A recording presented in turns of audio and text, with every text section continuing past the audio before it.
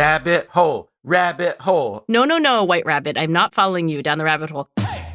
I'm Angela Duckworth. I'm Stephen Dubner. And you're listening to No Stupid Questions. Today on the show, what's the difference between a habit and an addiction? Am I addicted to Netflix? Am I addicted to Facebook? Am I addicted to fill in the blank?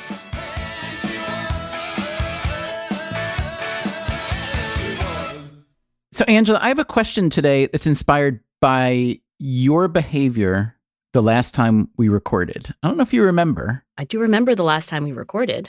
You were guzzling down a tiny can of Diet Coke, and during our break, you exclaimed with great gusto that it was wonderful. And then you said, Stephen, I think I am addicted to Diet Coke.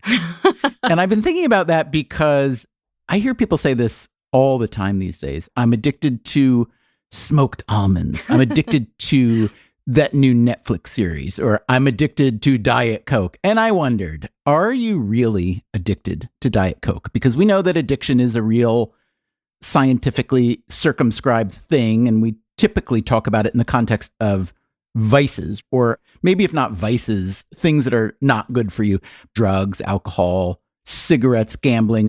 But then the slope starts to get slippery. People say they're addicted to food, and food is really good for us in moderation. And people are addicted to sugar, which is, I would argue, much less good. People say they're addicted to sex, which is kind of important. This question of what is an addiction, I think, is at the heart of what you're asking. Is that right? Yeah. What is an addiction? What's a habit? What's a thing you just really like to do? And where should we draw the line? What can you say about actual addiction and perhaps near addiction that could be useful to people, even like you, who say they're addicted to something like Diet Coke? I don't know whether I should or should not confess to you, Stephen, that while having this conversation, I am holding another adorable miniature can. I say it's miniature, but I'm looking at it 7.5 ounces. I think it's only miniature by 2022 standards. I think this would have been a full serving back in the day, but it's cold and it's carbonated and it actually doesn't taste that good to me, but yet is in a weird way delicious. So let's tackle these questions. There is, as you will not be surprised, some debate about what constitutes an addiction. But I think a very good starting place would be the D.S.M. You've heard of this, right? The Diagnostic and Statistical Manual of Mental Disorders. And it gets updated every, 5 to 10 years, something like that? It does. I remember when I started graduate school, we were on D.S.M 3 or something like that. Now, I think it's at 6. But it is the official playbook, as it were, for therapists and psychiatrists. Insurance companies use it. It's a catalog of mental illness problems. Can I interrupt and ask you a tangent that I really am curious about? Occasionally, I catch a whiff of a story about the jockeying for position in the D.S.M for something that should be included that hasn't been, or something that has been included that shouldn't be. Do you have a story you could tell us about something that was either added or subtracted with some friction? Right now, the big revolution is thinking that some of these labels that we have are less useful than we might have thought, in part because basically for every disorder, there's a list of symptoms, and you don't have to have all of them. And in fact, it's possible to have non-overlapping symptoms. So you could have, these 6 out of 12, or somebody else could have these 6 out of 12. And so what is it really to be depressed? What is it really to be anxious? And when I read some of these lists, the symptoms sound like the characteristics of a human being, if you don't mind me saying so. Right. And you're wondering, is this psychopathology or is this just psychology? Is this just a description of human beings? I will say that there is this way of analyzing the data to see whether the problems that people might be suffering are a difference in degree versus a difference in kind. Like there are people who have this and there are people who don't. But most of the psychopathologies in the DSM are really more a matter of degree than a matter of kind. And so you can look at these and say, well, what about schizophrenia? And it turns out even that, for example, is a continuum. And it really does explain why when we think about, let's say, depression or anxiety, it's hard for me to imagine any human doesn't sometimes experience some of what we call the symptoms of depression. But obviously, it is a matter of degree and there's a spectrum. What about with something then like addiction? Is it the same case there, that it's really essentially a matter of degree and how much the consumption of something disrupts your life? Well, how about we start with the DSM? Why don't we just read through the criteria? You mean start with the thing that you were about to start with until I interrupted you like 12 times? Yeah, pretty much. I stand down. Okay, let's begin with criteria number 1 for substance use disorders. Number 1 is substance taken in greater quantities and over a longer period of time than intended. Number 2, persistent desire, yet repeated unsuccessful attempts to quit using the substance. Number 3, significant time spent obtaining the substance, using, and/or recovering from the effects of substance use. 4, important social, occupational, or recreational activities given up or reduced due to substance use. 5, use of substance despite knowledge of adverse physical/emotional consequences. 6, an increase over time in the amount of substance use or a decrease over time in the desired affective experiences. Let me unpack that for you, Stephen. Basically, over time, you need more and more to get the same effect, or if you're having the same amount, you're getting less and less of a benefit or reward from it. Right. 7, withdrawal symptoms when cutting down or abstaining from the substance and use of substance to relieve withdrawal symptoms. 8, cravings for the substance. 9, failure to fulfill role obligations due to substance use. 10, substance use despite interpersonal or social consequences. And finally, number 11, substance use in physically hazardous situations, for example, while operating a vehicle. So what do you make of that, Stephen? I think there is a through line to these 11 diagnostic criteria that really begin to tell a story of, well, what's an addiction versus just a bad habit, for example? What I make of that, it's very clear. I am addicted to golf, as you just described it. I don't mean to be flip, and I understand the difference between a substance that is harmful to your physical and mental well-being and your family and your livelihood and a hobby. I do understand that. But I mean, this is getting to the point of the conversation. I think I hit at least 9.5 of those 11 symptoms when it comes to golf. So you play golf in greater quantities or over a longer period of time than intended? Oh, 150% true. Really? But the thing is, when you list those symptoms, this gets us again up to this kind of squishy line between substance abuse, let's say, and addiction to behaviors like, I watched 9 hours of Netflix yesterday. I think the center of gravity, like what are all of these 11 criteria really pointing to, is dysfunctionality. That is, of course, arguable, but I think the idea of qualifying for a mental disorder is that the impairment in your functionality at work, in your close personal relationships, as a member of society, and so forth, is beyond a point where you would say, you know what, this is really impairing my goals. And I don't think you could say that about golf. I couldn't, but that's kind of the point of this conversation, because the DSM definition sets a necessarily high bar. And I would argue, based on knowing almost nothing except what you said about Diet Coke last time we spoke, was that there's a lot of room under that bar where you can still feel an addiction, a compulsion that really does get in the way of your life. And I'm not saying this is you and Diet Coke, but I do know a lot of people who say they are addicted to eating sweet things at night. I know people who say they are addicted to watching Netflix. And look, all the digital firms like Netflix and Facebook and so on are really good at playing into that appetite. They make it really easy to keep doing what you've been doing for the past hour. So you don't even have to press a button anymore for the next episode to come up and so on.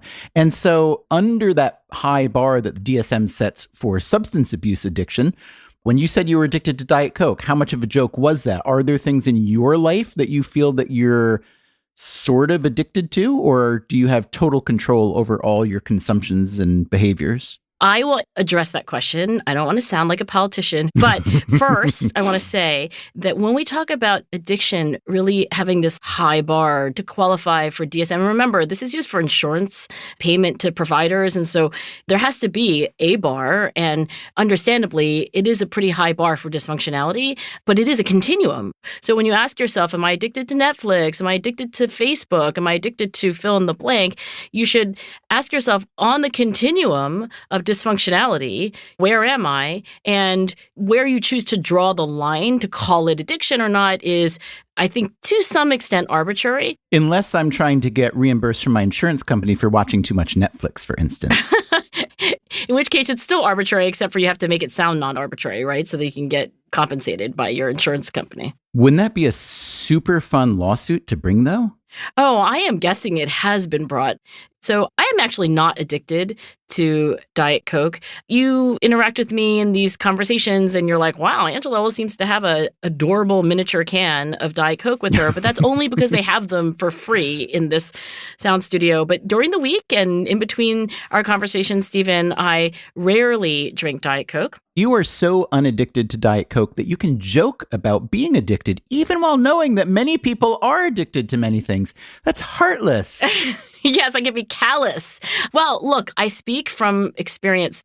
All the way up to about 10 years ago, I would drink maybe a couple of cans, and the big cans, not these adorable miniature cans.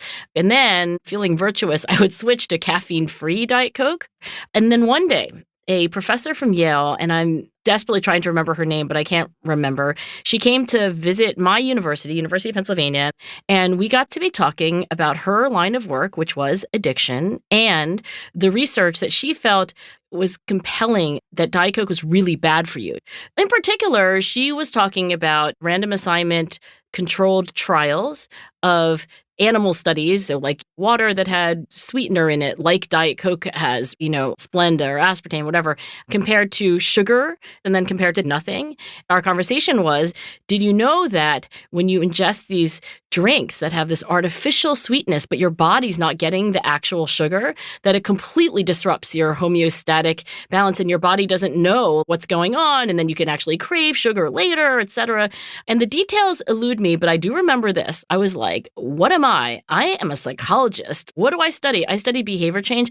That day, I said, I am going to stop drinking Diet Coke. And then I went about using all the tricks of the trade that I was familiar with to change my habit. And now I do not have that habit anymore. Well, congratulations. I will say, in your choice of Diet Coke, you definitely have good taste in terms of keeping with the rest of America. It's the number 2 selling soda in America. After Coke? After Coke. I'll read the top 10. Coke, Diet Coke, Pepsi, Dr. Pepper, Mountain Dew, Sprite. Number 7 rhymes with a beloved holiday character. Oh, God, this is too hard. How many truly beloved holiday characters are? It's not Easter Bunny. Rudolph, the red-nosed reindeer? Correct holiday, wrong character. Frosty the Snowman? Again, correct holiday. Santa Claus? There you go. Oh, Fanta? Number 7, Fanta. I cannot believe I got that, Stephen. Wow. You are so good at every riddle. Oh, thank you. All right, so that's the list of popular drinks. The memory that I have, this decade-old memory of a half-hour conversation from somebody at Yale whose name I can't remember. There's been a lot of science since then. There's basically mixed findings about the long-term effects on your appetite and whether you compensate. You might have a higher tolerance for what it means to be sweet. I don't want to say that science has decided one way or the other, but given that there's nobody saying that soft drinks are good for you, and there's mixed findings on how it could be bad for you. I dispute that statement. What? Wait, somebody's saying that soda is good for you? I believe the Coca-Cola company has pretty much been persuading us for years that soda is at least good for our spirits, as has Pepsi-Cola. Just for like holding hands in a circle and smiling, but there haven't been health claims recently. They haven't, but I will tell you this. Coca-Cola does explicitly say that they're not addictive, which is an interesting statement to me because let's keep in mind there's also caffeine in Coke and Diet Coke, and I'm pretty sure caffeine is established to be an addictive substance. But here's a statement on the Coca-Cola website. quote, many people enjoy sweet tastes from time to time, and that's normal. Oh my God, this sounds like a children's book about masturbation or something. Let me read that again. Many people enjoy sweet tastes from time to time, and that's normal. Regularly consuming food and drink that taste good and that you enjoy is not the same as being addicted to them.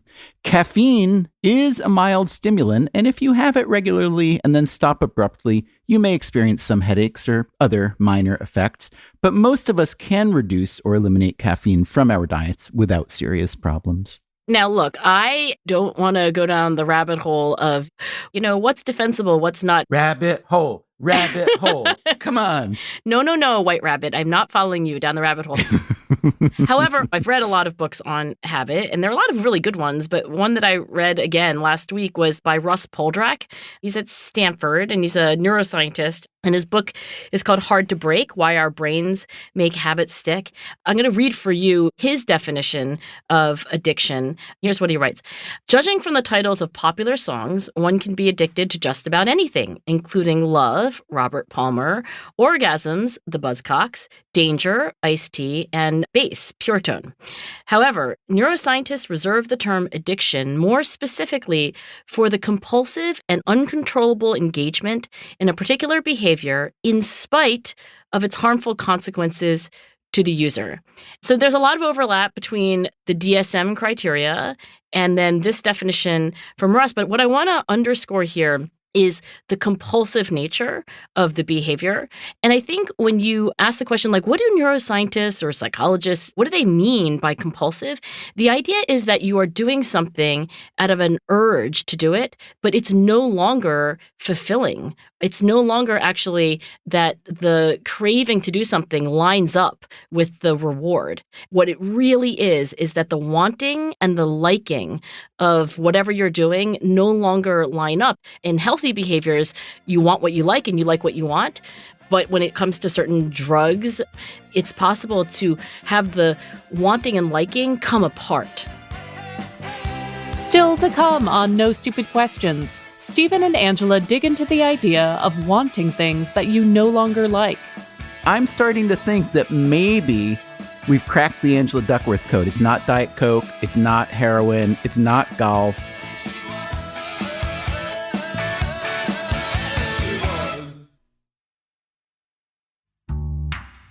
Before we return to Stephen and Angela's conversation about addiction, let's hear some of your thoughts on the subject. We asked listeners to let us know about things or behaviors they may feel addicted to outside of the realm of substance abuse. Here's what you said. Hi, my name's Hannah McLean. Before the pandemic, I worked at a tech startup with free snacks and beverages in the office, and I became absolutely addicted to Polar Orange Vanilla Seltzer.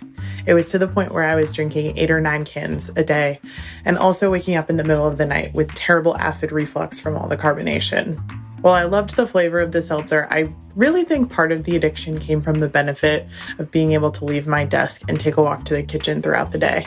My New Year's resolution in 2020 was to only drink 1 can per day, and I stuck with it all the way until March when we stopped going into the office. I actually haven't had a can since then because I'm afraid my addiction will come straight back. Hi, Stephen and Angela. This is Shlomo Hubscher from the suburbs of Jerusalem. My addiction to the adrenaline I get after a good run on the treadmill keeps me coming back for more. I run 3 to 4 times a week, but if I ever miss one, I find myself hankering for my drug. Hi, my name is Jacob, and I want to share a little bit of a story about how when I was growing up, my mom would have these very strong addictions to these very random foods, and it all started with a tuna fish sandwich. For breakfast, lunch, and dinner, she would eat a tuna fish sandwich. When she didn't have a tuna fish sandwich, she would show the classic signs of withdrawal. And this is how I found out I have addictive tendencies. Last Easter, my work was leaving out Cadbury eggs, and I'd grab one on the way to my desk every single morning. And when they ran out, I was grumpy for what seemed like a few days. So I went to the store to go buy essentially a lifetime supply of Cadbury eggs, and I realized that Cadbury eggs had turned into my tuna fish sandwich. So I put them back and realized I need to be a little bit more aware of my addictive tendencies. That was, respectively, Hannah McLean, Shlomo Hubscher, and Jacob Barella de Herrera. Thanks to them and to everyone who sent us their thoughts. Now, back to Stephen and Angela's conversation about the line between habit and addiction. I once came across an argument that basically anything can be addictive as long as it offers a reward, and that it's the reward that attracts us. So A, is that true? And B, if that is true, it sounds like what you just told us overrides that a little bit, because you're saying that even once the reward diminishes or even disappears, the habit has been formed and we can't get away from it. So we're going to have to now talk about how habits and addictions have overlap, but also how they're not exactly the same thing. Okay. So what is a habit? What a habit is a behavior that you repeatedly do in response to some cue and that you are rewarded for in a way that eventually it becomes an automatic behavior and you do it unthinkingly in the presence of the cue. So if I can interrupt for a second, it sounds from that definition as though every addiction would be a habit, but not every habit would be an addiction. Is that the case? I will say that every addiction does hijack habit machinery, but not every habit is an addiction. But I think that the key is that when you want to understand what an addiction is, this compulsion element that Russ Poldrack was talking about, the compulsive and uncontrollable engagement, if you think about drug addicts who actually make plans of how they're going to get their heroin and they're thinking really hard, they might have schemes like, first I got to rob this person in order to get the money, and then I have to go over here. So that is not habit-like. Habits are behaviors that are so autopilot that they are not even enacted with conscious awareness. So already we have this coming apart between habit and addiction. They don't look the same. And this kind of conscious, planful behavior already tells you that it's not exactly the same thing as habit, because habits are more like, oh, oops, I turned left. I always turn left at this stop sign. I didn't even realize I turned left.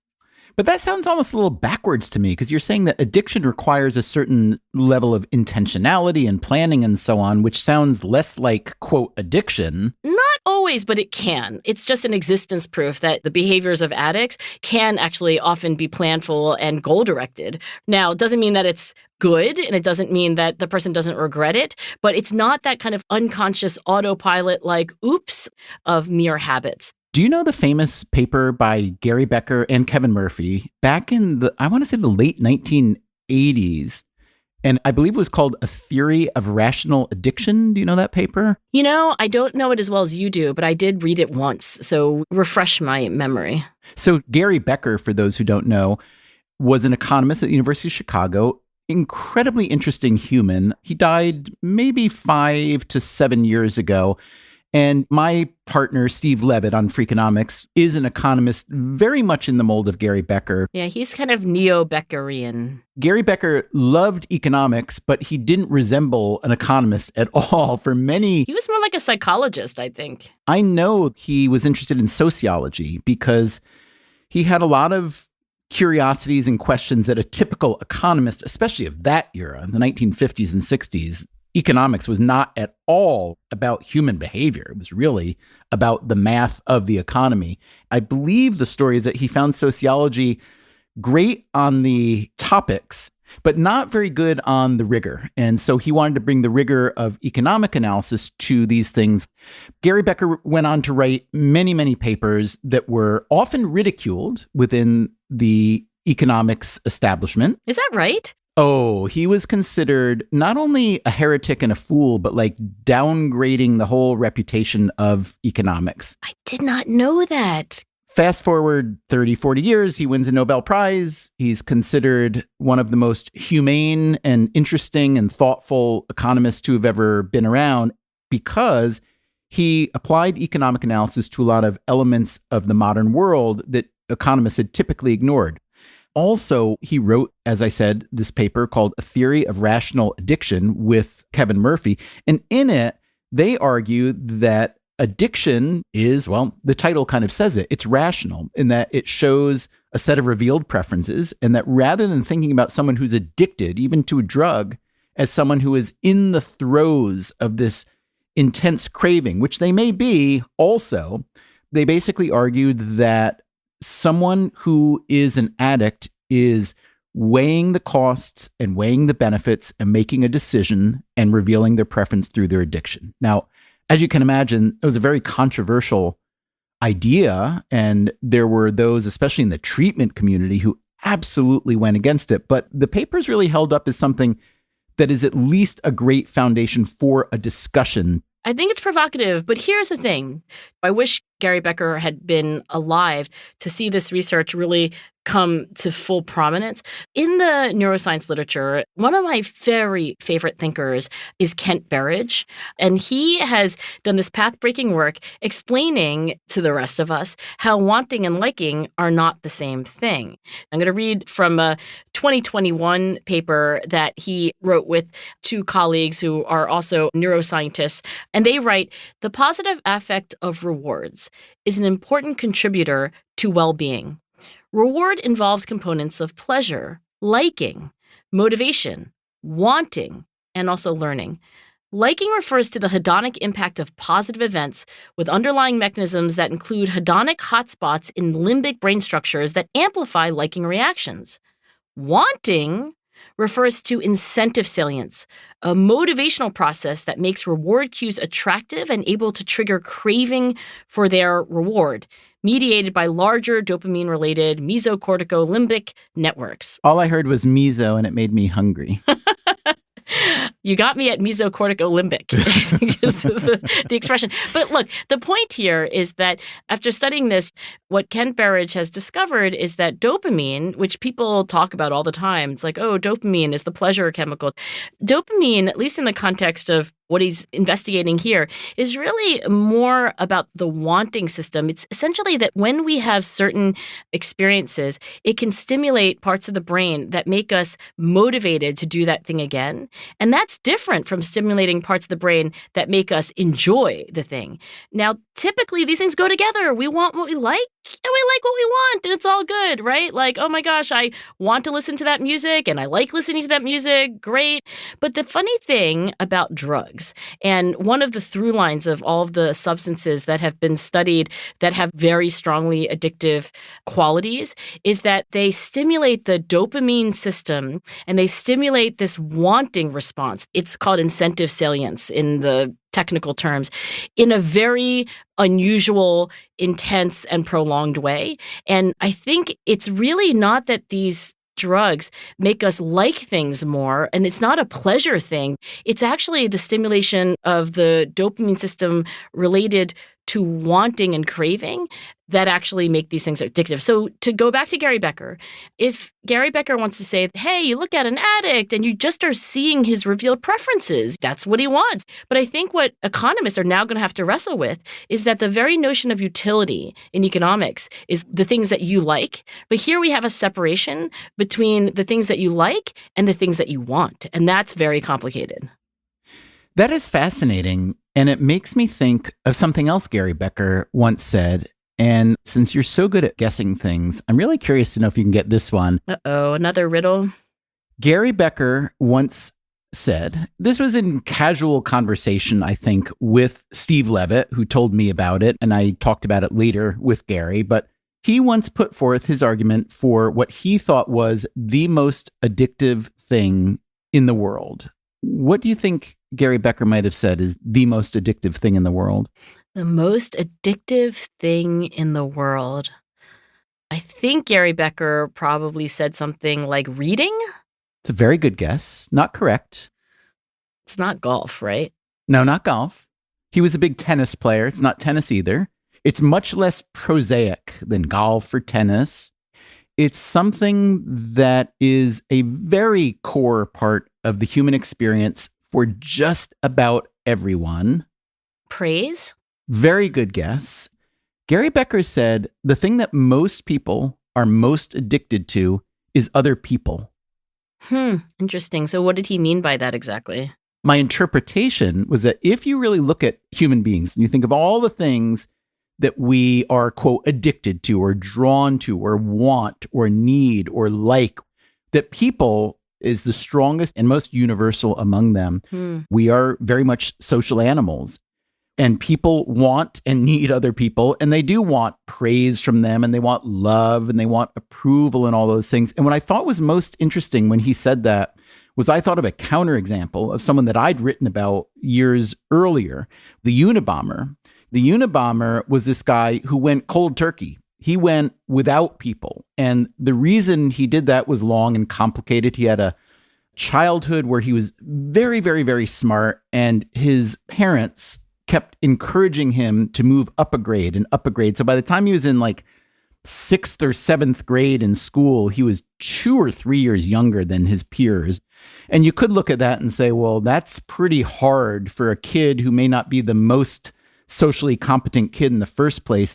And then he had a really hard time forming friendships. He had a really hard time having girlfriends, all of which he craved very much. And there came a certain point at which he gave it up, went and lived in a cabin in Montana and started building bombs and sending them to people to blow them up. Now, I'm not saying that everybody who becomes unaddicted to people or distances themselves from other people is going to go move to a cabin in Montana and start making bombs to blow people up. But it did speak to me as a counterexample of what Gary Becker talked about, our need to be around other people. You think it's a counterexample to what Gary Becker was claiming? Because you could argue it's just an example. He could have, moved to a remote cabin. And then I think if you really didn't need people, you wouldn't need to interact with them at all, including sending them bombs. So he was clearly still interacting with people, even in a violent and terrible way. That is true. I must say, you've given the whole word interacting a new definition in my mind. Yeah. But it's looking for attention, you could argue. Yeah, that's true. Here's the thing about saying that being with other people is addictive. So if you go back to either the D.S.M. criteria or Russ Poldrack speaking on behalf of neuroscientists, there's an element of dysfunctionality, of compulsion. And by the way, one of the hallmarks of such a behavior is that it's regretted. It can be regretted in the moment. It can be regretted afterwards. I don't know that people would say that about their dependence on other people. Yeah. So I could say like, oh, I'm so addicted to talking to my best friend every Tuesday morning when we go running. I would miss it. I depend on it. It's an integral part of my life, but it lacks that dysfunctionality part. It's not like I do it and I regret it. So I think that's an important thing to not lose sight of, that perhaps when the dopamine system that's related to the incentive salience or the wanting part of the brain, which, by the way, it's not a part of the brain that's bad. It's a part of the brain which is good. We have bad parts of the brain? No, we have no bad parts of the brain. Well, that's my point, Stephen. It's just hijacking a part of the brain which is designed to help us do things like achieve goals and get off the couch and so forth. The thing is that the unnatural stimulation of the dopamine system in this way, especially, by the way, for opioids. There are certain drugs where the effect on this wanting system is so profound. It not only changes your dopamine response in the moment, it creates long-term structural changes, and that system gets all screwed up. You can be more sensitive in the short term, which makes you do drugs more. Then over the long term, it gets less sensitive, which means you have to increase the amount of drugs that you're doing. I feel like I'm Nancy Reagan here or something, telling everybody not to take drugs. Just say no. That was a terrible campaign. It's that easy. It has no evidence of it working. But I will say this. When we talk about like, oh, I'm addicted to Diet Coke, or I'm addicted to Netflix, or I'm addicted to social media, you can ask these questions with seriousness, but I do think you want to keep in mind, like, do you really mean that on the continuum, you're at the level of compulsion and dysfunction? So those are great points. In summary, I would say, number one, Angela Duckworth says Gary Becker mostly wrong on being addicted to people. Yes. Okay. And number two, I've concluded from this conversation that you are plainly not addicted to Diet Coke. You were yanking all of our chains. That's pretty obvious. It sounds like you are not at all an addictive type. And so I don't think you probably ever will be addicted to anything except for No Stupid Questions? That's what I was going to ask you. You just keep showing up every week here. What are you doing here? I barely have to do it. I just have to give you the slightest nudge, just like one little email. Hey, Angela, do you feel like going to the studio? And you're there. So I'm starting to think that maybe we've cracked the Angela Duckworth code. It's not Diet Coke. It's not heroin. It's not golf. It's No Stupid Questions. Yeah, well, it's not the worst vice in the world. No Stupid Questions is produced by me, Rebecca Lee Douglas, and now here's a fact check of today's conversation. In the first half of the show, Angela says that she thinks her 7.5-ounce can of Diet Coke is only miniature by today's standards. This is correct. Bottles of Coca-Cola were originally 6.5 ounces. The 12-ounce can that we're familiar with today was introduced in 1960. Later, Angela says that she used the third version of the Diagnostic and Statistical Manual of Mental Disorders, or the D.S.M, while in grad school. But that publication would have been out of date at that time. She would have instead used the revised DSM-4, which was published in the year 2000. She also said that the most recent publication of the manual is the DSM-6. This is incorrect. The DSM-5, which was originally published in 2013, was revised and republished in March 2022 as the DSM-5-TR, or text revision. There is not currently a release date for the DSM-6. Then, Angela assumes that there has already been an addiction lawsuit brought against Netflix. It doesn't appear that anything of the sort has occurred just yet. However, people have been sued for binge-watching behavior. In 2019, Robert De Niro's company, Canal Productions, filed a $6 million lawsuit against a former employee who was accused of binge-watching enormous amounts of television on company time, including 55 episodes of Friends over a 4-day period. Finally, Stephen begins to list the 10 best-selling sodas in the United States, but he only gets to number 7. According to a recent publication from Newsweek, Sierra Mist, Sunkist, and 7-Up round out the list. That's it for the fact check. Coming up next week on No Stupid Questions, what's so bad about nepotism? We talk a lot about how unfair it is that people who are less qualified get certain positions, but perhaps the trust and ease of communication that comes with someone being a family member or a friend is also important.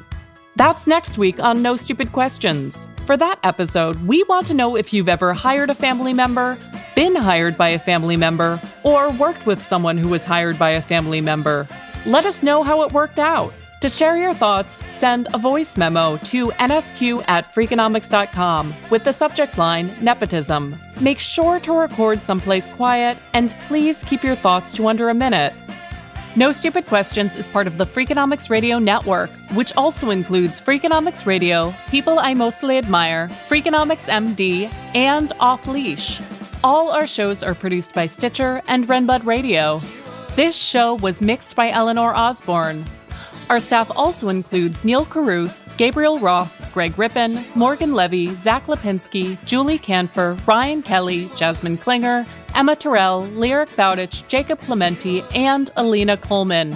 We had help this week from Anya Dubner. Our theme song is And She Was by Talking Heads.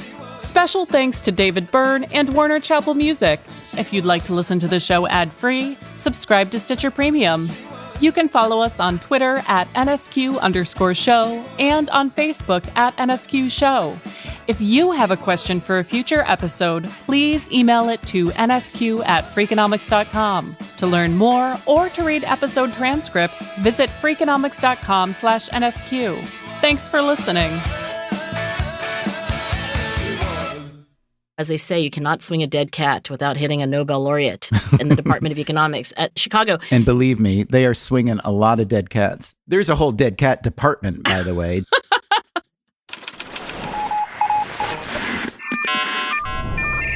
The Freakonomics Radio Network, the hidden side of everything. Stitcher.